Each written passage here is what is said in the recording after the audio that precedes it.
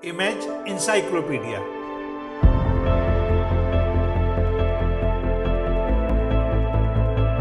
जानकारियों और जिज्ञासाओं की अद्भुत दुनिया। हेलो दोस्तों,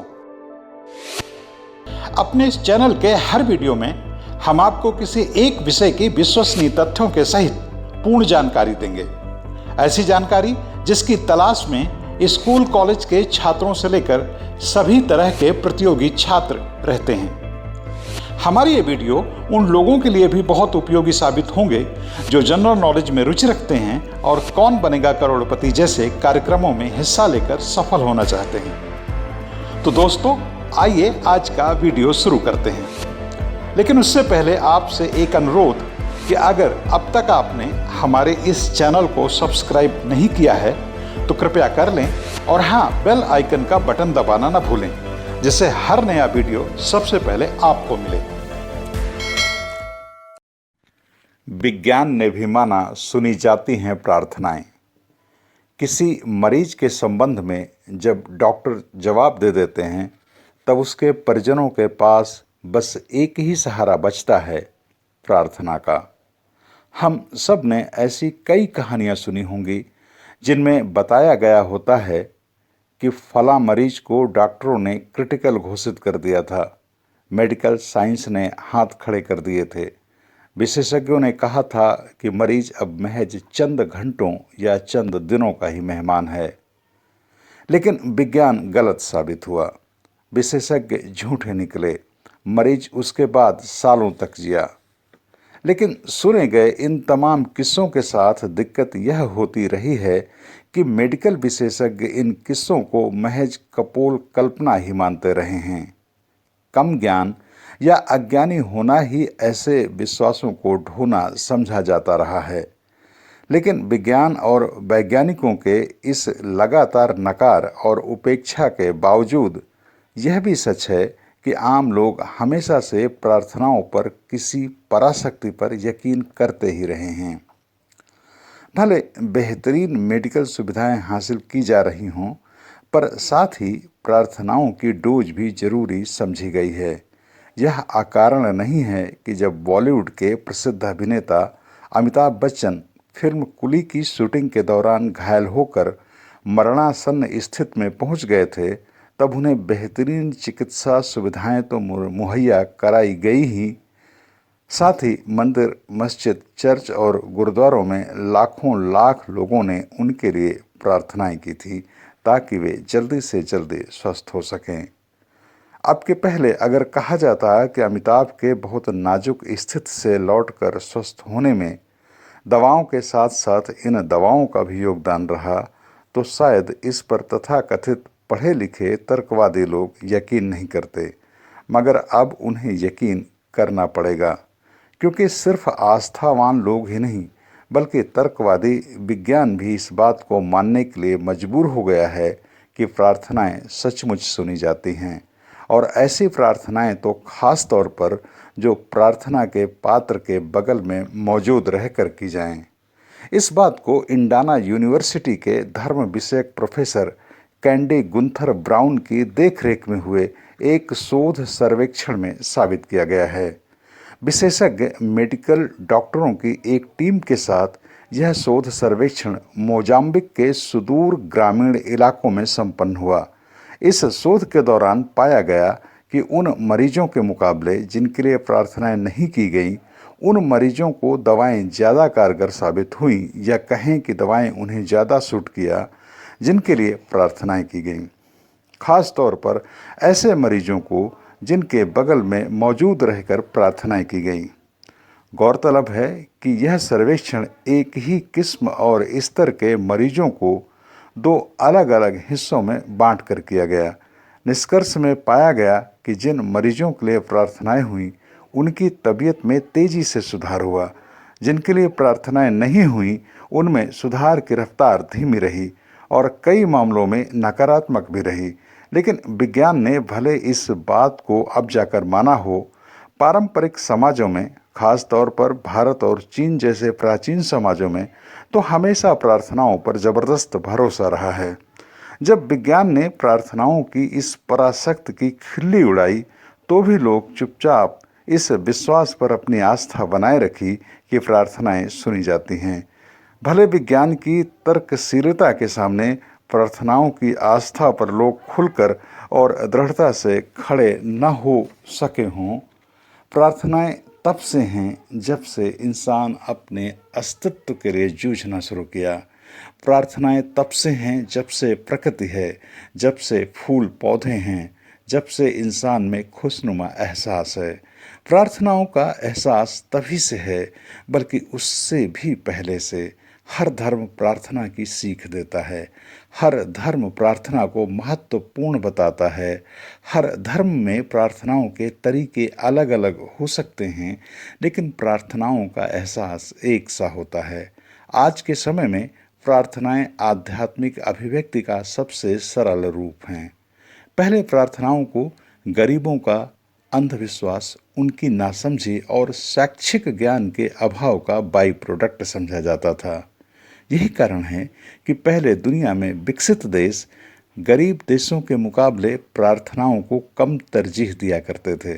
लेकिन हाल के इस शोध ने साबित किया है कि प्रार्थनाएं निरक्षरता और गरीबी का विस्तार नहीं हैं।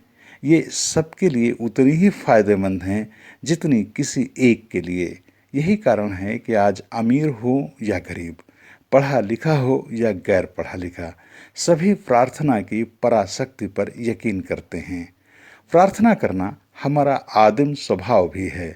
प्राचीन काल में जब इंसान बहुत समझदार नहीं था और प्रकृति की छोटी छोटी गतिविधियों से घबराकर ईश्वर की प्रार्थना करने लग जाता था, तभी से हमारे मस्तिष्क की एक खास तौर पर कंडीशनिंग हो चुकी है कि मस्तिष्क से नास्तिक आदमी भी कभी न कभी हठात ईश्वर के प्रति आस्था व्यक्त कर देता है, या घबराहट के समय वह भी दूसरे लोगों की तरह किसी ईश्वर, किसी पराशक्ति को याद करने लगता है।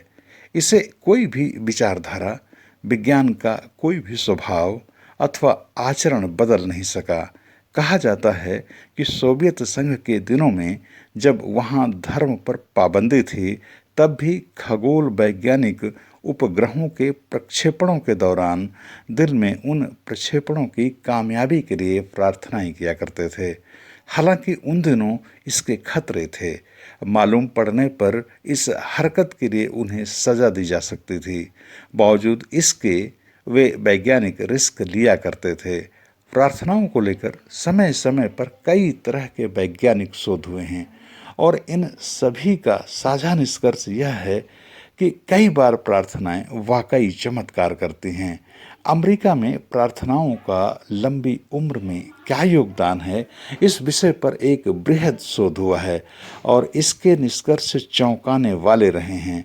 शोध अध्ययन से जुड़े वैज्ञानिकों ने पाया है कि प्रार्थना के जरिए एक खास किस्म का रसायन शरीर में उत्सर्जित होता है जो कोशिकाओं को विखंडन से रोकता है। चूँकि कोशिकाओं का विखंडन ही बुढ़ापा लाता है, जिसकी परिणति अंततः मृत्यु में होती है, इसलिए कोशिकाओं के विखंडन का यह रुकना, उसका धीमा होना उम्र बढ़ाने वाला साबित होता है। वैज्ञानिकों के मुताबिक एक कोशिका आमतौर पर जिंदगी में 50 बार विखंडित होती है। इन कोशिकाओं का विखंडन जितना तेज होगा, बुढ़ापा उतनी जल्दी आएगा।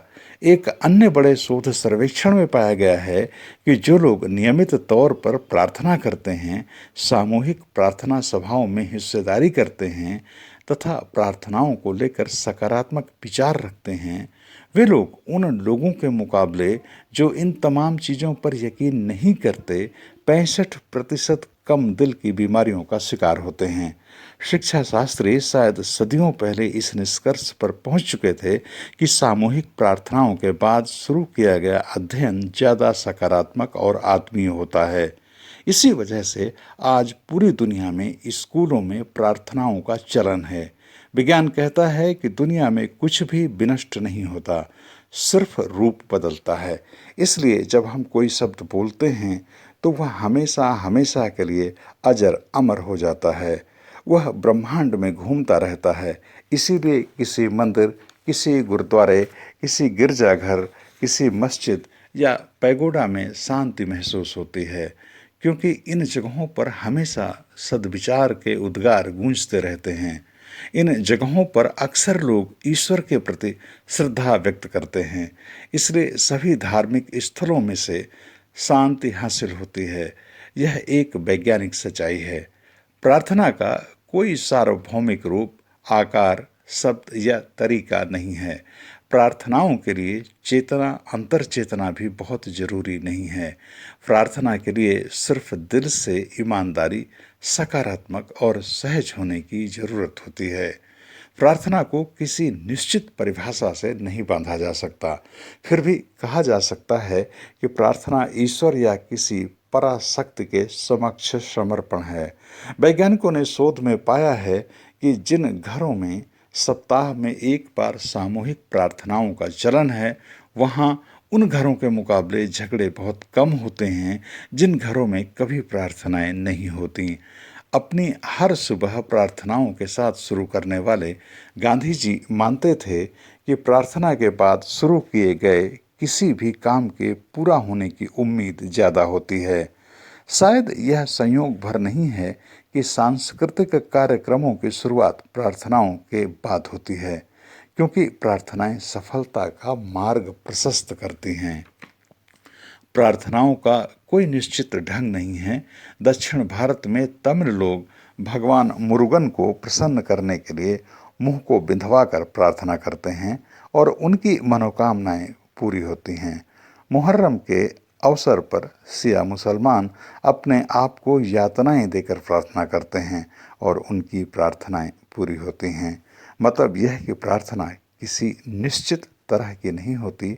हर देश, जाति, समुदाय अपनी अपनी तरह की प्रार्थनाएं करते हैं। दोस्तों, यह वीडियो आपको कैसा लगा, हमें कमेंट लिखकर ज़रूर बताएं। और अगर आप किसी खास विषय पर वीडियो देखना चाहते हैं तो यह भी हमें बताएं। हम उस विषय पर आपको ज़रूर वीडियो दिखाएंगे। इस वीडियो में शोध, आलेख और स्वर लोक मित्र गौतम का था।